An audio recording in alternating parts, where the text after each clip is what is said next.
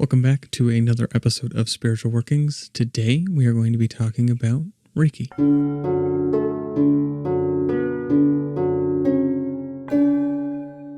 So for those of you that are not familiar with Reiki, Reiki is essentially a form of energy healing. So someone might see a Reiki practitioner if they were, say, physically ill, like maybe they were sick with something, or maybe they were experiencing some sort of injury, like maybe they had a broken arm or something like that. There's a variety of reasons why you might see someone who does Reiki. But one of the reasons you might see someone for Reiki would be a little bit more for the spiritual side. So of course, we have to start thinking about health in the sense of your mental health, your physical health, as well as your spiritual health. The three sort of mesh together. When you go see someone for a Reiki session, a lot of times what they're going to be doing is sort of bringing in positive energy into your body as well as getting rid of negative energy. A lot of this involves stuck energy, possibly in your chakras themselves, and essentially trying to clear that out. You can sort of think like there's almost like dams that get put into place where there should be a free-flowing river.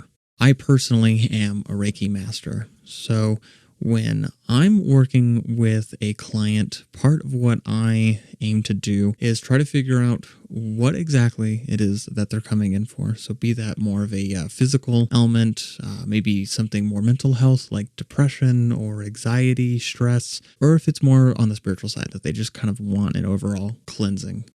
When you're doing Reiki, you are essentially bringing in energy from source or God or whatever you want to call it, and you're essentially channeling that energy through yourself into the person that you're working on.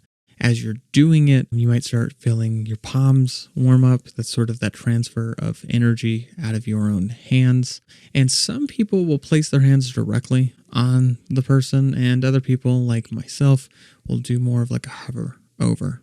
There may be some physical contact, but all in all, you don't actually need to have that physical contact in order to practice Reiki. Now, with that said, the origins of Reiki come out of late 19th century Japan. There was a man who actually specialized in Qigong and psychology and sort of sought to find a way to be able to heal people. He suffered himself from a severe illness, and it was a bit of a near-death experience. So after that, he went and tried to look at other spiritual practices and how they go about healing. Ultimately meditated for 21 days in a cave and saw these symbols. So Reiki, at its core, is energy healing, which utilizes symbols.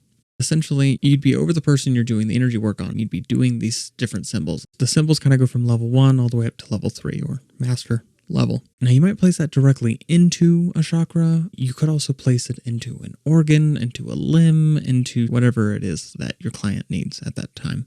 Once you start getting a little bit more advanced, then you can also start working with something like crystal Reiki, which I'm also certified to do. So you might get yourself something like this, where it's a set of crystals, and then there's also a crystal grid in which you can place them on, and that can sort of help you when you're doing energy work with someone. You could also get yourself some larger crystals to work with. What I like to do with these ones is I'll literally place them on the specific chakra, and then kind of going over that with energy and the Reiki symbols as you're putting those into the person.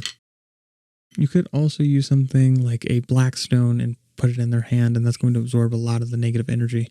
So I might start a session with that, so that way, it's sucking up a lot of the negative energy from their body while I'm doing work. And then maybe about halfway through, I might give them something like this, like quartz, which is going to actually help bring in some more positive energy. I also like to use something like black kyanite, because that you can actually use to sort of suck out energy as well as place in energy. While I'm going through my Reiki session, as I talked about in the pendulum video, you can actually use pendulums for energy work. So, I might place it over an area and see if that's where I need to work. You can kind of use it for dowsing, like, okay, where do I need to go next? What area needs some work? And then specifically, I use an amethyst crystal because amethyst is really good at breaking up negative energy. As I go through, I really like using something like sage or Palo Santo to clear the space, to clear myself and the client. So I usually will use that at the beginning, and I might even use it about halfway through and sometimes even at the end if there feels like there's some stuck energy that needs to be moved on. Now, if you want to use something like selenite, this is a really great palm stone right here that you can actually use to help focus some of that energy while you're doing work on people.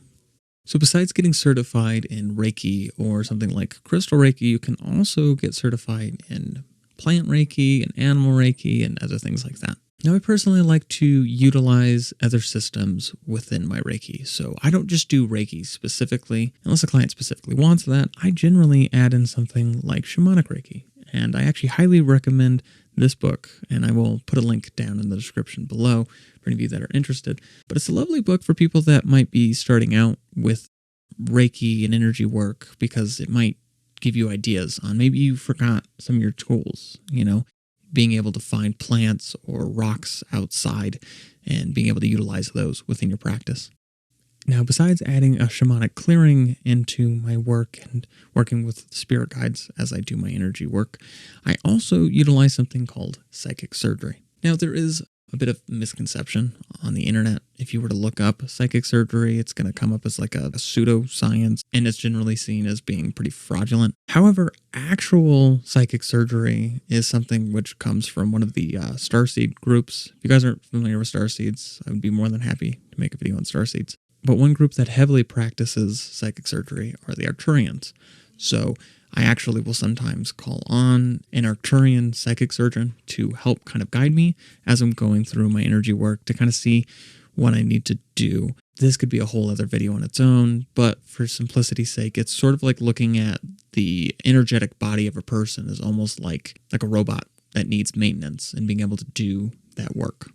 Now, if you guys have any questions on Reiki or any other spiritual subjects, then definitely feel free to comment down below about any of those. If you guys are interested in having Reiki or any other energy work done, then I will leave a link below to where you can make an appointment with me. If this video was helpful, then make sure to like and subscribe. I'll see you guys next time for more on spiritual workings. If you guys are interested in checking out a video on how to use a pendulum, then try out this video. If you guys are interested in working with your spirit guides, then check out this one.